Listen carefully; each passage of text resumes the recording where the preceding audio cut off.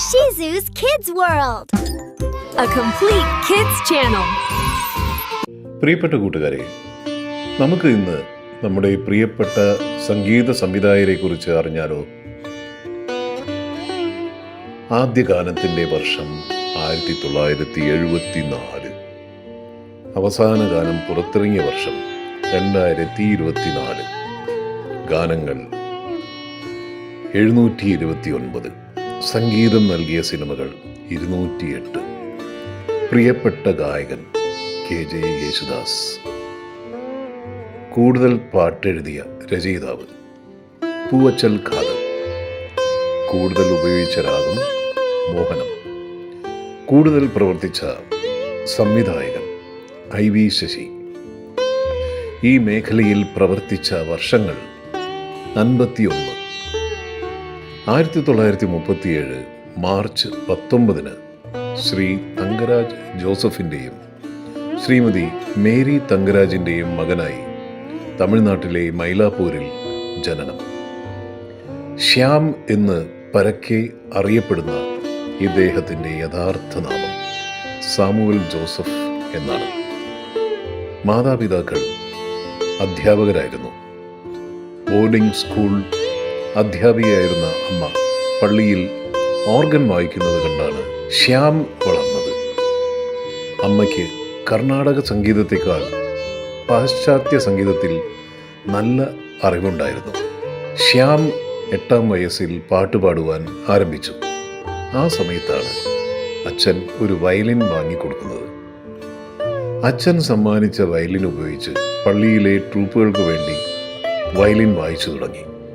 അക്കാലത്ത് ഗാനമേളകളിലും വയലിൻ വായിക്കുമായിരുന്നു. 1952 15-ാമത്തെ വയസ്സിൽ ശാസ്ത്രീയമായി വയലിൻ അഭ്യസിക്കുവാൻ തുടങ്ങി. ധൻരാജ് മാസ്റ്റർ ആയിരുന്നു ഗുരു.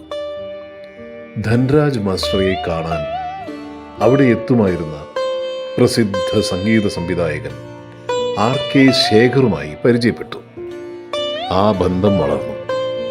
1955 MB ശ്രീനിവാസൻ ചെയ്ത കൽക്കി ബാത് എന്ന നാടകത്തിലേക്ക് കൂട്ടിക്കൊണ്ടുപോകുന്നതും അവസരം ഉണ്ടാക്കി കൊടുത്തതും RK ശേഖറാണ്. ജീവിതത്തിൽ ആദ്യമായി പ്രതിഫലം ലഭിച്ചതും തുടർന്നുള്ള സംഭവങ്ങൾക്കും അത് വഴിതെളിച്ചു. കൽക്കി ബാത് എന്ന നാടകത്തിന് പിന്നിൽ ഒട്ടേറെ പ്രമുഖരുടെ സാന്നിധ്യമുണ്ടായിരുന്നു. SP വെങ്കടേഷിൻ്റെ പിതാവ് പഴനിയാണ് ആ നാടകത്തിൽ മാൻഡലിൻ വായിച്ചിരുന്നത്. അദ്ദേഹത്തിന് ശ്യാമിൻ്റെ വയലിൻ വാദനം ഇഷ്ടമാകുകയും സിനിമയിൽ കൊണ്ടുപോകാമെന്ന് വാഗ്ദാനം ചെയ്യുകയും ചെയ്തു. എന്നാൽ അത് ശ്യാം കാര്യമായി എടുത്തില്ല. ഒരു ദിവസം വീട്ടിൽ ശ്രീ പഴനി നേരിട്ടെത്തി ശ്യാമിനെ സംഗീത സംവിധായകനായ CN പാണ്ഡുരംഗൻ്റെ അടുത്തേക്ക് കൂട്ടിക്കൊണ്ടുപോയി. അങ്ങനെ ആ സിനിമയിൽ വയലിൻ വായിക്കുവാൻ അവസരം ലഭിച്ചു. അവസാന നിരയിൽ നിന്ന് വായിച്ചാണ് തുടങ്ങിയത്. ഒടുവിൽ സോളോ പ്രകടനത്തോടെ അവസാനിക്കുന്ന ഗാനങ്ങളുടേതുൾപ്പെടെ സംഘത്തെ നയിക്കുന്ന തരത്തിലേക്ക് വളരാൻ സാധിച്ചു. തുടർന്ന് അക്കാലത്തെ ഒട്ടുമിക്ക പ്രമുഖ സംഗീത സംവിധായകർക്കൊപ്പം പ്രവർത്തിക്കാനായി. Shri V Dakshinamurthy, MS Baburaj, G Devarajan തുടങ്ങിയവർക്കൊപ്പം പ്രവർത്തിക്കുവാനായത് വലിയ അനുഭവമാണ് പ്രദാനം ചെയ്തത്. MS വിശ്വനാഥനോടൊത്തുള്ള പ്രവർത്തനമാണ് സംഗീത ലോകത്ത് ശ്യാമിനെ വളർത്തിയത്. സലിൽ ചൗധരിയുമായി വലിയൊരു ആത്മബന്ധം ഉടലെടുക്കുകയും ചെമ്മീൻ ഉൾപ്പെടെയുള്ള മലയാള ചിത്രങ്ങളിൽ അദ്ദേഹത്തോടൊപ്പം പ്രവർത്തിക്കാനും സാധിച്ചു.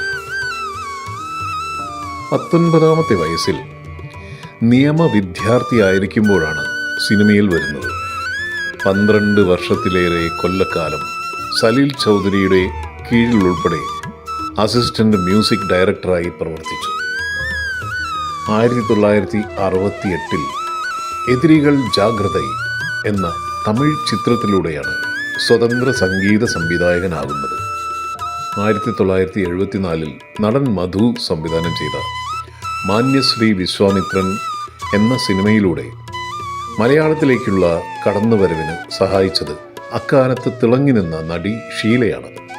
കേട്ടില്ലേ കോട്ടയത്തൊരു മൂത്ത പിള്ളയിച്ചൻ 90 കഴിഞ്ഞപ്പോൾ പെണ്ണു കെട്ടാൻ പോയി എന്ന സിനിമയിലെ ആ ഗാനം ഏറെ ജനശ്രദ്ധ ആകർഷിച്ചു. തുടങ്ങിയ സംവിധായകർ ശ്യാമിൻ്റെ കഴിവുകൾ വളരെ പ്രയോജനപ്പെടുത്തിയവരാണ്. ശ്രീമതി വയലറ്റാണ് ഭാര്യ. 3 മക്കളുണ്ട്. ആൺമക്കൾ 2 പേരും USA-യിലും ഏകമകൾ വിവാഹിതയായി പാലക്കാടുമാണ്. ചെന്നൈയിൽ സ്ഥിരതാമസം. ഇനി അദ്ദേഹത്തിൻ്റെ കുറച്ച് ഗാനങ്ങൾ നമുക്ക് പരിചയപ്പെടാം. 1984 ഇറങ്ങിയ കാണാമറിയത്ത് എന്ന ചിത്രത്തിലെ ഒരു മധുര കിനാവിൻ എന്ന ഗാനം അദ്ദേഹത്തിൻ്റെ ഏറ്റവും വലിയ ഹിറ്റുകളിൽ ഒന്നാണ്. മെലഡി ഗാനങ്ങൾ, മനോഹരമായ മെലഡികൾ ഒരുക്കുന്നതിൽ ശ്യാം ഒരു പ്രത്യേക കഴിവ് കാണിച്ചിരുന്നു. അദ്ദേഹത്തിൻ്റെ പാട്ടുകൾ കേൾക്കാൻ വളരെ ഹൃദ്യവും ഓർമ്മയിൽ തങ്ങി നിൽക്കുന്നതുമായിരുന്നു. അദ്ദേഹത്തിൻ്റെ ചില പ്രശസ്ത ഗാനങ്ങൾ: ദേവദാരു പൂത്തു എൻ മനസ്സിൻ താഴ്വരയിൽ, നിതാന്തമാം തെളിമാനം പൂത്ത നിശീധിനിയിൽ,